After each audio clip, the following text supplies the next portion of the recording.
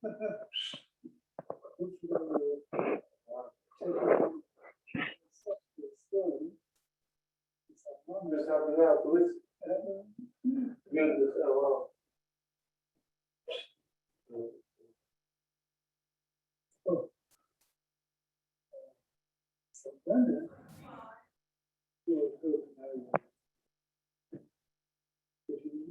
exactly what it was, but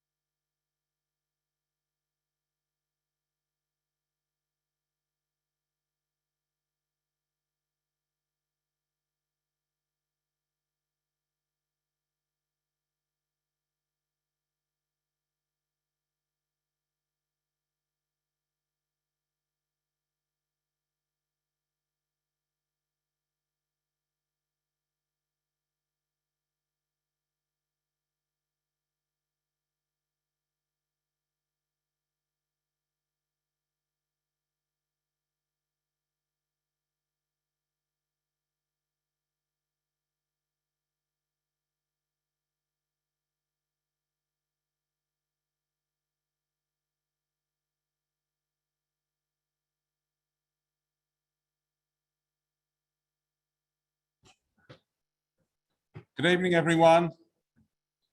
Thank you for coming this evening for this very exciting evening to meet Rabbi Bulman, not for the first time, but for the first time as he joins us in this community. I want to take this opportunity to thank everyone again that was involved in the process that allowed us to find Rabbi Bulman and to bring him to the shore. And we're looking forward to the, God willing, a long happy relationship with the Bulman family. So without any further ado, Rabbi Bulman to come up.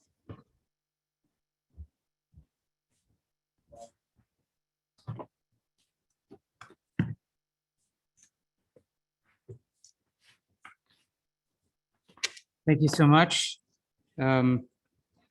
It is actually a real thrill to be here and to be getting going, because time is ticking away, and the Yom Noraim are very soon upon us.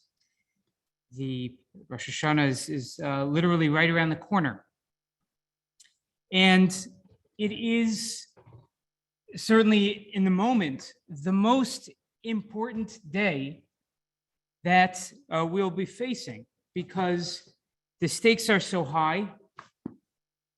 The impact of what happens to us, what's decided on this day, it's literally It's everything.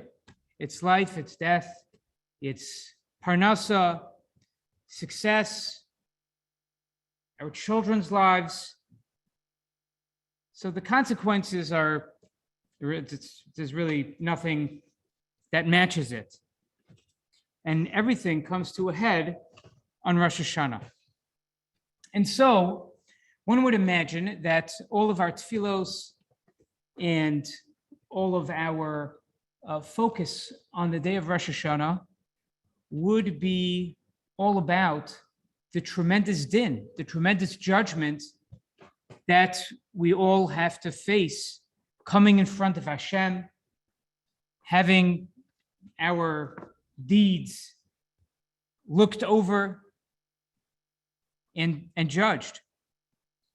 And so you should look at the tefillos, look at what it is that we say in davening, and imagine that that would be a reflection of what the din was all about.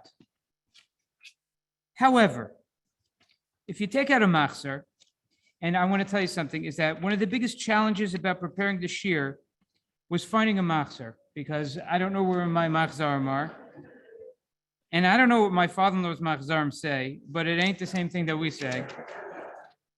So, but I got one. I don't know why this is in their house, but it belongs to somebody named Eric Edelman. Thank you, to whoever that is. And this is what we say in our tefillos. We start with the standard beginning of Shmona Esrei. Then we say Ata Kodosh V'Shimcha Kadosh. So everything is just running standard. Then we say, and Hashem, U'v'chein tein pachtecha. We want you to put your fear into everyone and everything on planet Earth, so that everybody gathers together to be dedicated to you. And we should all become one big group that is proclaiming Hashem as king. And also put kavod, give honor to your nation. And the tzaddikim, uvechein tzaddikim, and the tzaddikim should see everything that's going on. And this is talking about the coming of Mashiach. This is talking about the revelation of Hashem to the whole world. And so we wanted the tzaddikim to see it and finally be happy about everything, their lives, which a lot of times people will scoff at in this world. So now their lives are going to be seen as like, oh, they were the ones, and they should be happy and exult in everything that's going on. And v'simlo chata Hashem levadecha, and Hashem, you and you alone should rule the earth with everyone's recognition in Yerushalayim with the building of the Beis HaMikdash. And then we declare Hashem as HaMelech HaKadosh. He's the Holy King. Then we move to Ata V'Chartanu. So we describe how Hashem chose us, gave us Yamim Tovim. We say Yala V'Yavo, standard. Then we say, Molochal Kol Olam Kulo B'Chvodecha. That we say, Hashem, we want you to rule over your whole world with your honor. And V'Hinasei Kol Haaretz B'Karecha, and be exalted over the world with all of your splendor.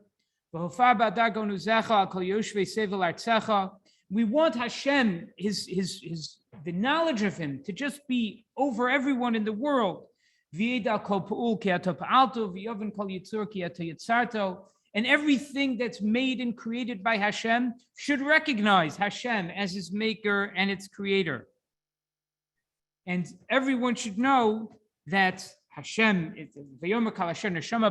everything that has a neshama should declare that Hashem Elokei Yisrael Melech, Hashem God of Yisrael, is the king, umalchuso b'kol mashala, and his malchus, his kingdom, is over everything. And then we go Kachenu b'mitzvasecha, kind of like standard Yom Tov, sanctify us with your mitzvahs, and we keep going. And then we say Ritzei and Modim and Sim Shalom, and it's over. Wait a second. What about my parnasa? Where'd that go? Like what is going on here? We have a day that's a Yom Hadin. We have a day that's a day of judgment. Do we talk about what we've done? Our mitzvahs, our averos? So Chazal tell us, stay away from that. If you try to get into that stuff, you're not going to win. Don't try to like win by saying that, like, what do you mean? I've been good. Whatever we've done, not good enough. So don't try to go there. But the requests, the begging for mercy, the sense that we have of the day, of everything in our lives is at stake. And therefore, we need to ask Hashem to provide us with those things that we need. We don't do it. It's not in there. If a person wants to go and make a personal bakasha, if they want to go and freelance at the end of Shemona Esrei and say their own thing, you could really do that any day. So why isn't it Chazal, when they designed our tefillos, they codified them in a way that would capture the essence of what we are supposed to be mispalo for, of what we're supposed to be praying for.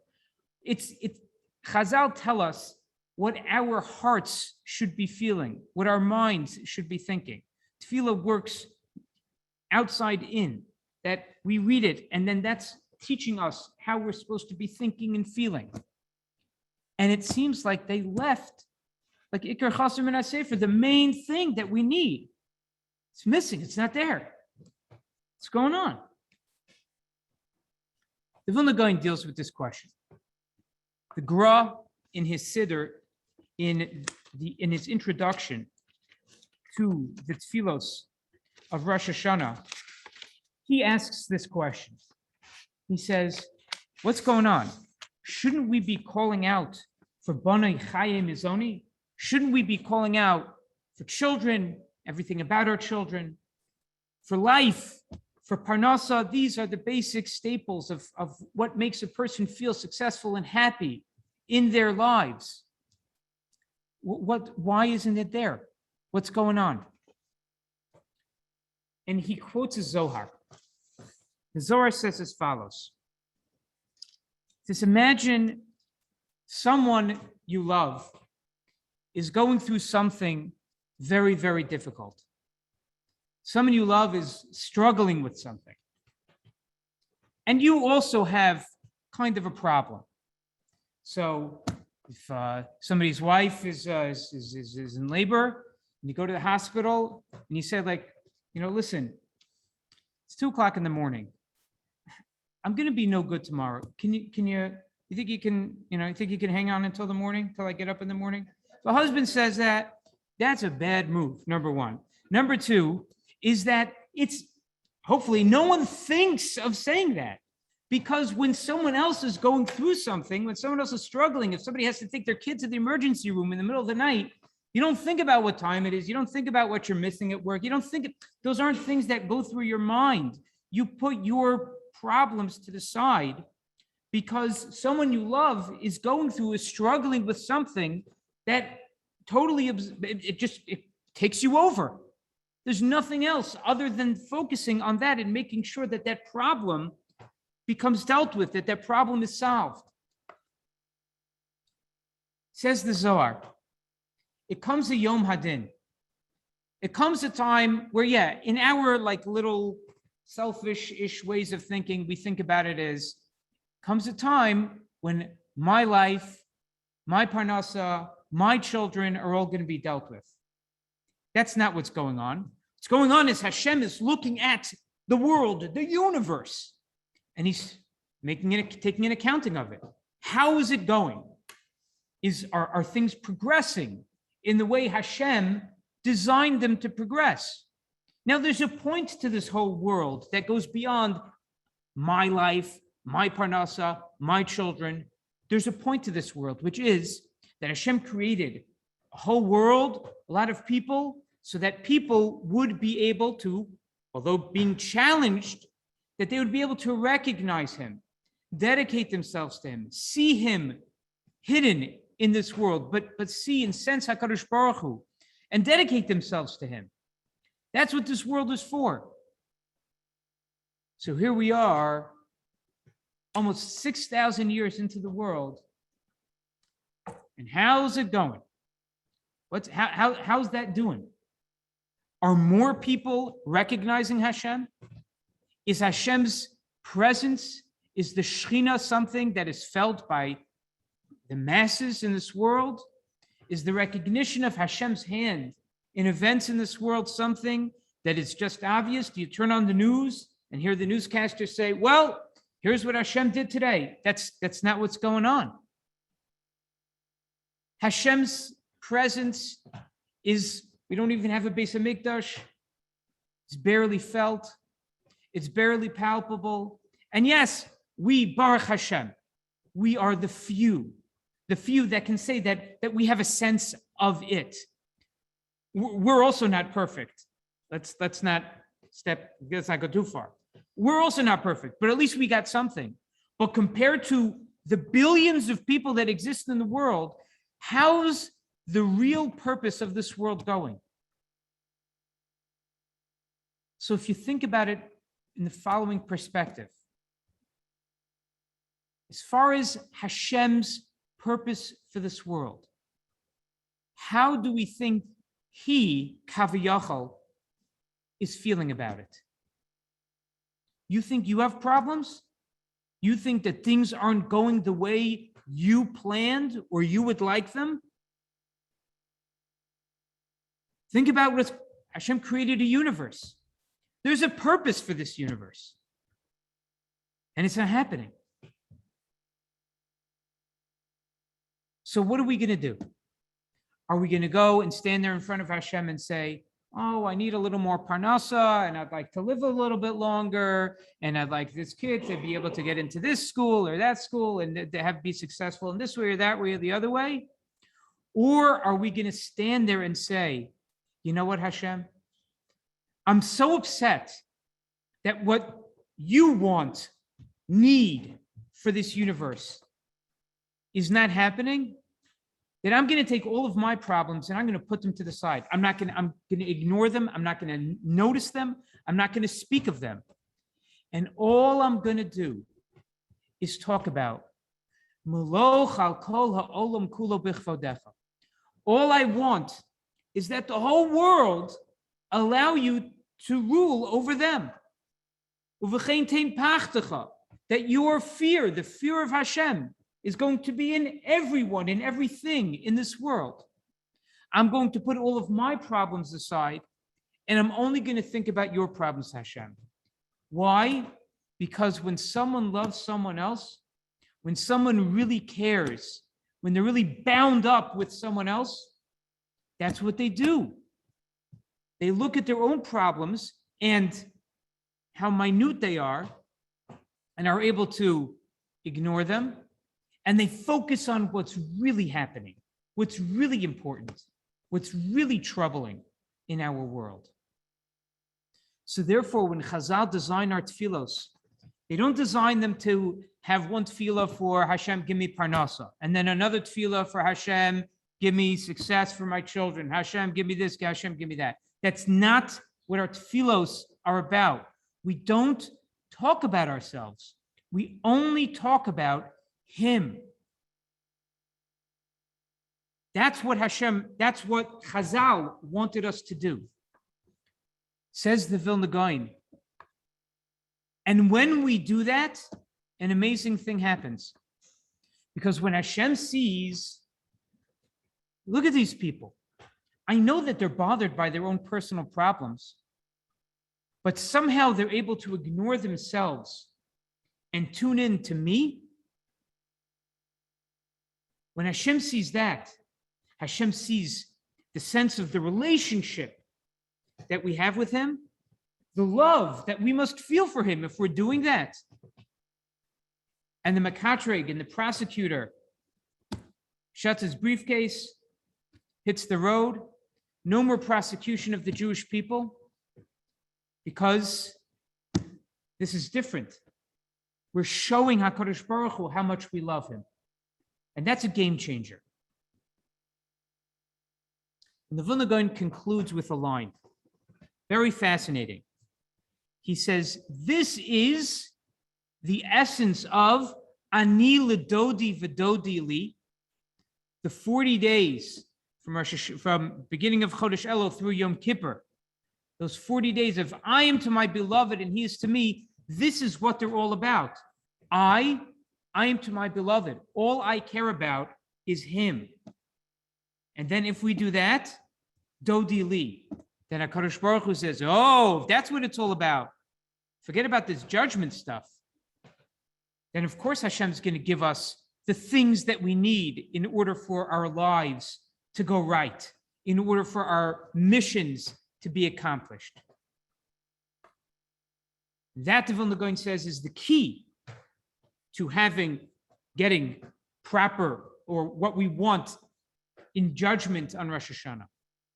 Because he says that there's a saying that Chazal have, a concept, that kol mispalal bar chavero, that if you daven for someone else, and you need something, that if I daven for you, and I need something as well, and I need that thing as well, then Hashem works it out that the davener, who's not davening for himself, but he's davening for an other, that he gets answered first.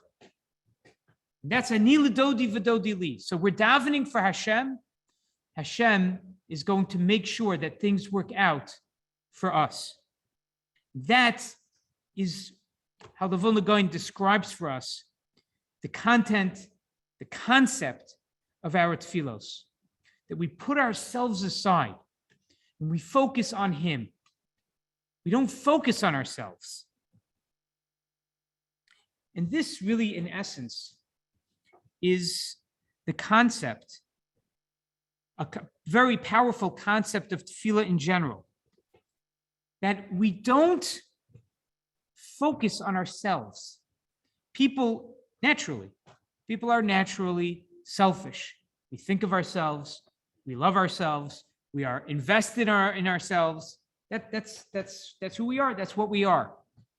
But when a person goes and davens for an other, when a person goes and says, I'm going to forget about my problems and I'm going to think about someone else's problems, that is a special power that we have, that the Vilna Gaon says is really the essence and the crux of what our davening is on Rosh Hashanah, but it's really a power that's worked into Rosh Hashanah itself. Where do we learn this concept of somebody davens for someone else and he needs something, he himself needs it, that he gets answered first? We learned it out from Avimelech kidnaps Sarah. He is smitten with closed, his body, everyone's body is totally shut down. And what happens next is after he finally releases Sarah, so it says, Hashem pakara Sarah. Hashem remembers Sarah, and Sarah is able to bear a child. So finally, Sarah, after all those years, is able to have a child. How does that work? What were the mechanics of why at that moment Hashem remembered Sarah? So the Gemara in Baba Kama tells us that Avraham Avinu davened for Avimelech. Avraham Avinu was mispalel so that Avimelech and everybody, all of his people, should be able to have all of everything opened, their bodies become reopened. So it says, since he was mispalel for someone else, and he himself needed the same thing, he was answered first. Hashem pakar Sarah. When does that happen? Rosh Hashanah. So we lean on Rosh Hashanah. The essence of the day is about not thinking about ourselves. It's about thinking about other people. Because if I daven for someone else, I need that same thing. My cousin, Rav Nachman Bulman, has a famous story. Someone came to him that they were having trouble having children. So he came to Rav Bulman, asked him for a bracha. He says, I have something better than a bracha. His own daughter didn't have children. So he said, I'll make you a deal. You daven for my daughter, I'll have my daughter daven for you. Deal? Deal. What happens? Well, person calls Rav Bulman months later and says, Mazel Tov, just had a baby. Says Rav Bulman, so did my daughter.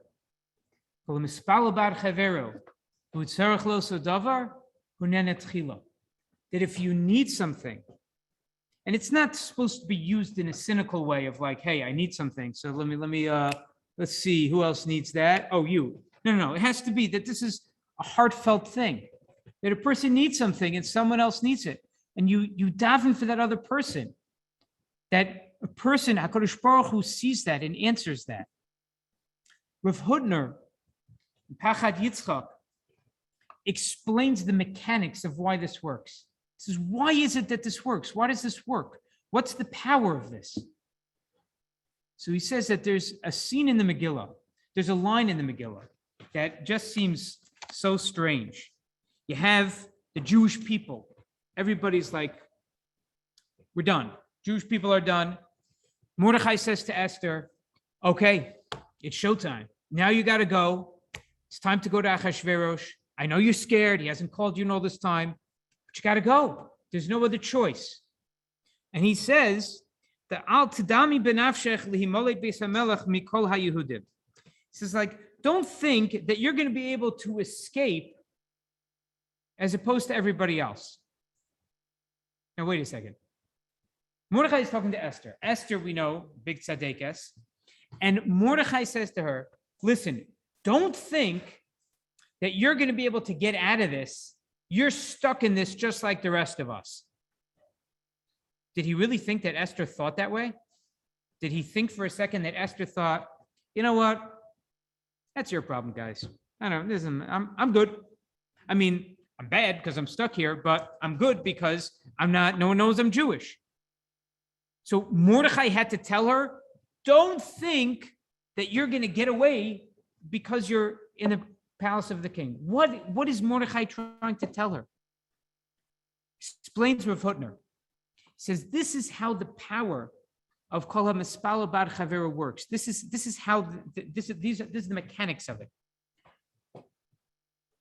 I can daven for something that I need in a much more profoundly powerful way than davening for something that I don't really need.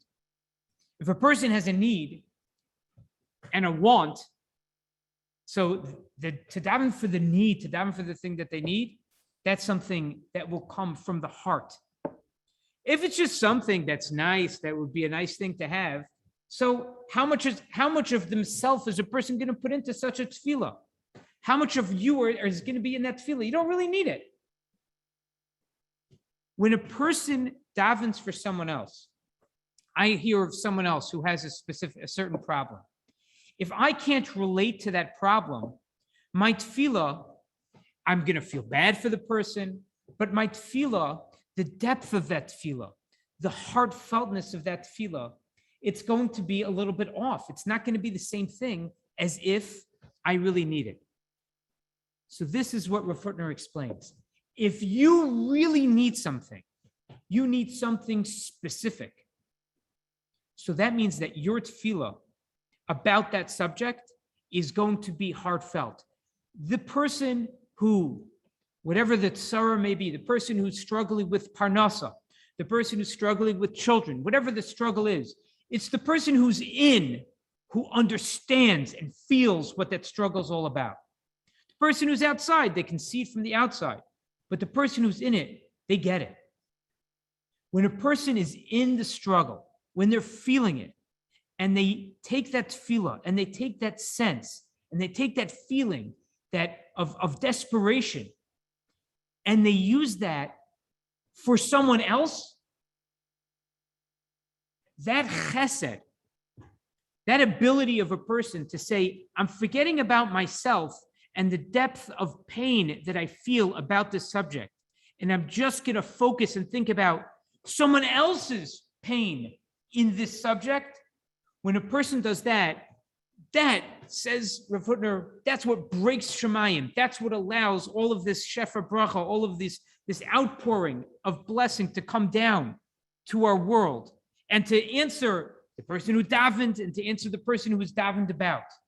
Because when a person is able to take their pain and take their need and channel it for an other, that selfless act is something that's so powerful. HaKadosh Baruch Hu, Kaviyachol, can't help but react to that. So therefore, Mordechai was saying to Esther, you're going to go on behalf of all of Klal Yisrael to the king, and every time king is used in the Megillah to double entendre, the king, but it's the king, it's Hashem also. So you, Esther, are going to go and ask the king, ask Hashem for Rachmanos for Klal Yisrael, for mercy for the Jewish people. You better feel that you're also under the gun. You got to feel that you're also about to be wiped out. Don't think, Mordechai says, please don't think that you're somewhat different. I need you to feel that you're in this with everyone else, and then daven for them, and then go on their behalf. That, he says, is the power of kol mispal bad chavero, somebody davening for someone else when they need the same thing.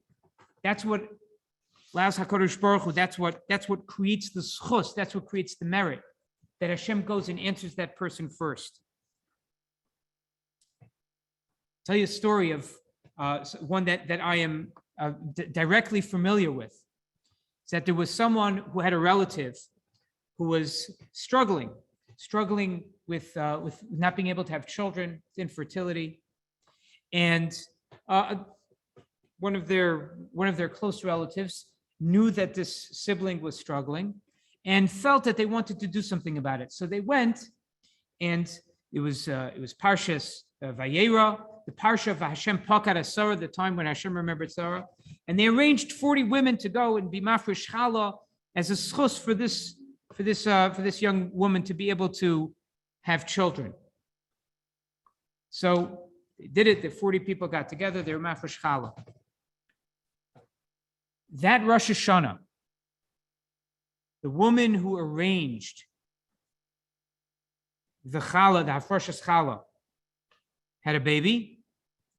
And Parshas Vayera of that year, the woman for whom they did it, after 7 years not having children, had a baby as well. And when I heard that, so the two times that we read Vashem Pakad Sarah, where Hashem remembers Sarah, the two times where we have this, somebody who davens for someone else, puts themselves out for someone else, that they get answered. Once happened on Rosh Hashanah, and one happens on Parshas Vayera. That's the power of tefillah that we have on Rosh Hashanah. So Chazal designed tefillos for us. They tell us how we should be feeling, what we should be thinking on Rosh Hashanah. Now, of course, even with this introduction of the Vilna Gaon, all of the later Mefarshim explain that while it's true that the way our tefillos are codified, it's that we daven about Hashem, we daven about Hashem being the king and making sure that Hashem is the king over the whole universe and that everyone recognizes him, and we're just concerned about that. We are human, we are imperfect humans, and therefore we are going to be thinking about ourselves. So therefore, a person does have the right, it's not wrong at the end of tefillah, at the end of one Shemona Esrei, to go and discuss with HaKadosh Baruch Hu a person's personal needs as well. That's fine to do. But what Chazal showed us is that the nature of tefillah on Rosh Hashanah, what the tefillos of Rosh Hashanah are all about, it's all about a person saying, not for me, HaKadosh Baruch Hu, even Zachrenu l'chaim, Melech chafetz b'chaim. We want life. We say, Hashem, remember us for life. And then we say, because Melech chafetz b'chaim, because you are the Melech, Hashem, who wants life. V'chasvenu b'sefer chaim, and write us in the book of life, l'ma'ancha, for you, Elokim chaim, not for me. I'm not asking for anything for myself. It's about me because Hashem put human beings in the world. I'd like to be one of those people who accomplish things on your behalf, Hashem. But everything that I'm doing is for you. And yes, we are going to have a time in Shemona Esrei, we're going to have a time in davening, in which we're going to think about ourselves, and we're going to think about our lives, and we're going to think about what it is that we may be lacking, what it is that we may be needing, what it is that we feel that we're struggling with. And it's a time it's a time of super closeness to HaKadosh Baruch Hu, super closeness to Hashem.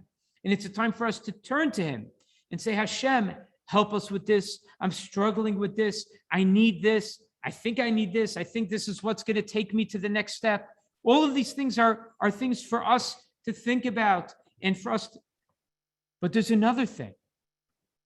It's that we're standing in a room with tens, hundreds of other people. We're standing in a world with thousands, millions of other people. What about them? Because it's a day in which we're not just thinking about ourselves. It's a day in which we're thinking about what it is that we can, what the world needs, what is needed for not just myself. We're getting away from ourselves and trying to look at things from a more global perspective. So our tefillos, as they're codified, are for our Kodesh Baruch Hu. But as we think, as we go through the day, as we go through those days, it should be with the mindset of, what does someone else need? Rav Nosson Tzvi Finkel Zatzal, Rosh Yeshiva of the Mir, was once asked, what is it that I should be thinking about at the time of Tkiyah Shofar? You have these machzarim that have all these letters and names of Hashem, like, read them. Do I say them? Do I not say them? The extra hiratzons, all these things. What do I do? What do I think about? So Rav Nosson Tzvi said, think about what someone else might need and daven for that. That's the power. That's what the essence of Rosh Hashanah is all about. It's about not being for you, not being self-centered, not being everything in this world, everything in life is about me. But it's about thinking bigger than that. It's about thinking about Hashem's world and how we want Hashem to be recognized in this world. How everything that's wrong in this world is because there's no recognition of Hashem. And therefore, all of these tefillos are not just like random, high-level thoughts about v'simluch ata Hashem levadecha, Hashem, rule by yourself. It's v'chein tein kavod la'amecha, give honor. These things are speaking to the essence of what the creation of the world was for. Hashem is taking an accounting of the whole world, of the universe, of is the purpose of this universe being met.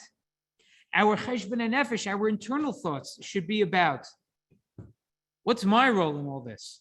Where do I stand? Am I helping?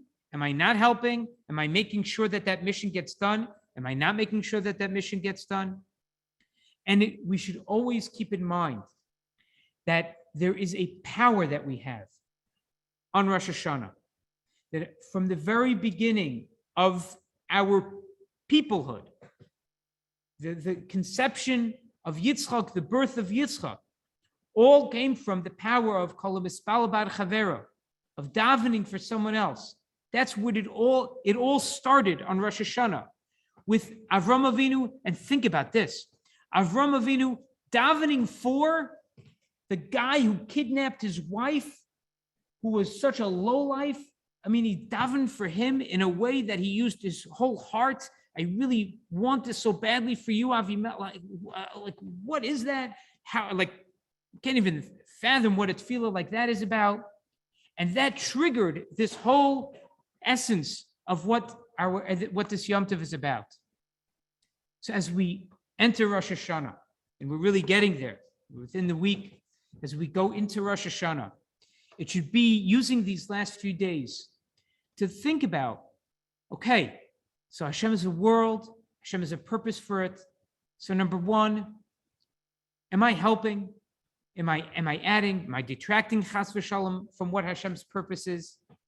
Okay, then that's a person's way to think about themselves and maybe how they should adjust their lives. But then it should be about Hashem. I want things to be right, not for me, but for you. And utilizing that mindset of not for me, but for you, as our tefillos move out of the sphere of HaKadosh Baruch Hu and closer into this world and into ourselves, it should be, again, it's not about me, but it's about us. It's about others. It's about thinking about what do others need.